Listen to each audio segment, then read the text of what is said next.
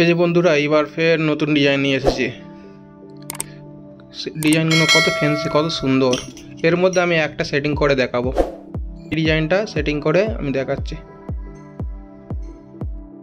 আমার বাংলার ভাই আর বন্ধুরা, আমি এস খান, আমার ডায়মন্ড স্টুডিওতে তোমাদের স্বাগত জানাচ্ছি।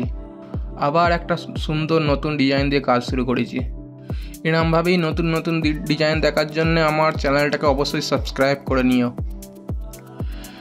যেমন শুরু করেছি কাজটা, একের পর এক স্টেপ দেখাবার চেষ্টা করছি। তা তোমরা ভিডিওর মধ্যে থেকো আর দেখতে থাকো লাস্ট পর্যন্ত কীরমভাবে ফিনিশিং হয় কাজটা দেখতে অসাধারণ, খুবই সুন্দর। বড় জেন্টস বিটি, আমরা বিটি বলি এখানে রিংকে, একের পর এক ডায়মন্ড বসিয়ে। তা এর মধ্যে একটা সত্যি কথা হচ্ছে, এটা ডায়মন্ড বলতে রিয়েল ডায়মন্ড নয় গো, চাইনিজ ডায়মন্ড যে হয় এগুলো কোয়ালিটিওয়ালা। এমন নয় যে চালু কোয়ালিটি কি দেখতে ভালো লাগবে না, এরকম নয়। ভালো সুন্দর কোয়ালিটি, ভালোই লাইট থাকে, ঝকমক করে। তাহলে আঙুলে পড়ে থাকলে ময়লা হয়ে গেলেও তবুও লাইট যায় না কো। সুন্দর কোয়ালিটির পাথর এগুলো, এখানে এডি বলা হয় একে।